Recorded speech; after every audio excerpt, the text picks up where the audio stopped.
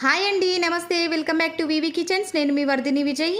ఈరోజు మన కిచెన్లో చాలా సింపుల్గా ప్రిపేర్ చేసుకునే ఫిష్ ఫ్రైని ఎలా ప్రిపేర్ చేయాలో ఈ వీడియోలో చూసేద్దామండి.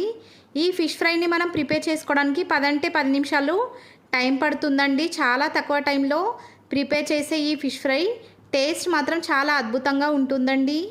చాలామంది ఫిష్ ఫ్రైని ఇంట్లో ప్రిపేర్ చేస్తుంటారు, కానీ పీస్ అనేది లోపల ఉడకకుండా పచ్చిగా ఉంటుందండి, బయట మాత్రమే ఫ్రై అవుతుంది. అలా కాకుండా మనం చేసే ఈ ఫిష్ ఫ్రై మాత్రం లోపల నుంచి బయట వరకు కూడా చాలా బాగా ఫ్రై అవుతుందండి. మనం చేసే ఫిష్ ఫ్రై పీస్ కూడా ఏమాత్రం విరిగిపోకుండా, పీస్ మాత్రం పర్ఫెక్ట్గా ఉడకడమే కాకుండా చాలా బాగా ఫిష్ ఫ్రై అనేది ప్రిపేర్ అవుతుందండి. ఇంకెందుకు ఆలస్యం, లేట్ చేయకుండా ఈ సింపుల్ అండ్ ఈజీ వేలో ఫిష్ ఫ్రైని ఎలా ప్రిపేర్ చేయాలో ఈ వీడియోలో చూసేద్దామండి. ముందుగా చేప ముక్కల్ని 2 నుంచి 3 సార్లు సాల్ట్తో బాగా వాష్ చేసుకున్న తర్వాత ఒక బౌల్లోకి వేసుకోవాలండి. నేను తీసుకున్న ఫిష్ పీసెస్ క్వాంటిటీ వచ్చి 1/2 kg వరకు ఉంటాయండి. ఇప్పుడు మనం తీసుకున్న చేప ముక్కల్లోకి 2 టీ స్పూన్ల దాకా కారపొడిని, రుచికి తగినంత ఉప్పును వేసుకోవాలండి. ఈ ఫిష్ ఫ్రైకి సాల్ట్ కాస్త తక్కువగానే పడుతుందండి.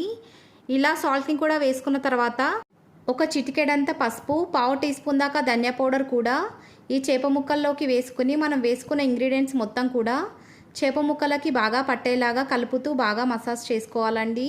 మనం వేసుకున్న ఇంగ్రీడియంట్స్ ఎంత బాగా చేప ముక్కలకి పడితే అంత బాగా ఈ ఫిష్ ఫ్రై టేస్ట్ అనేది వస్తుందనేది మాత్రం మర్చిపోకండి.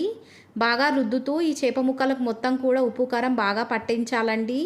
ఇలా ఉప్పు కారం మొత్తాన్ని పట్టించిన తర్వాత 1/2 అవర్ పాటు రెస్ట్ ఇవ్వాలండి. 1/2 అవర్ తర్వాత స్టవ్ వెలిగించి స్టవ్ పైన ఒక పెద్ద పెనాన్ని పెట్టి ఆ పెనం వేడైన తర్వాత 3 టేబుల్ స్పూన్ల దాకా ఆయిల్ని వేసి ఆ ఆయిల్ బాగా వేడి చేసుకోవాలండి. మనం తీసుకున్న ఆయిల్ మొత్తాన్ని కూడా పెనాన్ మొత్తానికి కూడా బాగా స్ప్రెడ్ చేసుకోవాలండి. ఇలా ఆయిల్ మొత్తాన్ని కూడా బాగా స్ప్రెడ్ చేసుకున్న తర్వాత మంటను లో టు మీడియం ఫ్లేమ్లోకి అడ్జస్ట్ చేసుకొని మనం మ్యారినేట్ చేసి పక్కన ఉంచుకున్నటువంటి చేప ముక్కల్ని ఒక్కొక్కటి తీసుకొని జాగ్రత్తగా ఈ ప్యాన్ పైన ఉంచాలండి. ఒక్కసారి మనం ఈ చేప ముక్కలని ప్యాన్ పైన వేసిన తర్వాత 5 మినిట్స్ వరకు అస్సలు ఈ చేప ముక్కలను కదపకుండా అలాగే ఉంచాలండి. అలా వెంటనే కనుక ఈ చేప ముక్కలని కనుక కదిపినట్లయితే చేప ముక్కలు మొత్తం కూడా విరిగిపోయే ఛాన్స్ ఉంటుందండి. అలా కాకుండా 5 మినిట్స్ వరకు కూడా ఈ చేప ముక్కలను టచ్ చేయకుండా బాగా ఫ్రై చేయడం వల్ల చేప ముక్క అనేది లోపలి వరకు కూడా చాలా బాగా ఫ్రై అవ్వడమే కాకుండా పీస్ అనేది అస్సలు విరిగిపోకుండా ఫిష్ ఫ్రై అనేది చాలా బాగా ప్రిపేర్ అవుతుందండి.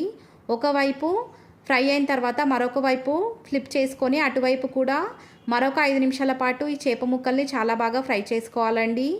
అటువైపు కూడా ఈ చేప ముక్కల్ని 5 మినిట్స్ పాటు బాగా ఫ్రై చేసుకున్న తర్వాత మంటను లో ఫ్లేమ్లోకి అడ్జస్ట్ చేసుకొని రెండు వైపులా కూడా 2 నిమిషాల వరకు కూడా ఈ చేప ముక్కల్ని బాగా ఫ్రై చేసుకోవాలండి.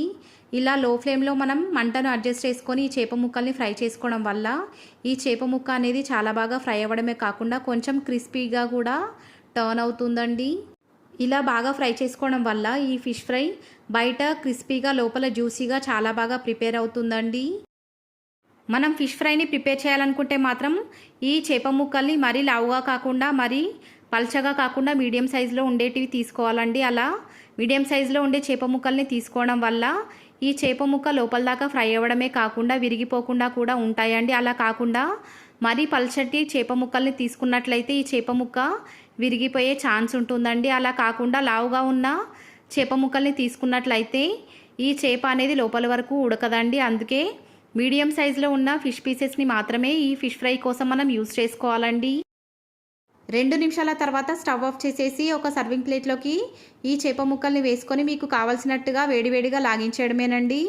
ఈ ఫిష్ ఫ్రైని డైరెక్ట్గా కానీ లేదా అన్నంతో తిన్నా కూడా చాలా బాగుంటుందండి. ఒక్కసారి కనుక ఈ ఫిష్ ఫ్రైని ప్రిపేర్ చేసుకొని తిన్నారంటే ఒక్క పీస్తో ఆపడం మాత్రం కష్టమండి. అంత బాగా ఈ ఫిష్ ఫ్రై టేస్ట్ అనేది ఉంటుందండి.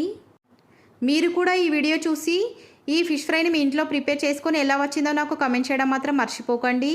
ఈ రెసిపీ కనుక మీకు నచ్చినట్లయితే లైక్ చేయండి, మీ ఫ్రెండ్స్ అండ్ రిలేటివ్స్తో షేర్ చేయండి. ఇలాంటి simple and easy tasty authentic recipes కోసం మన వివి కిచెన్స్ ఛానల్ని సబ్స్క్రైబ్ చేయడం మాత్రం మర్చిపోకండి. Thanks for watching.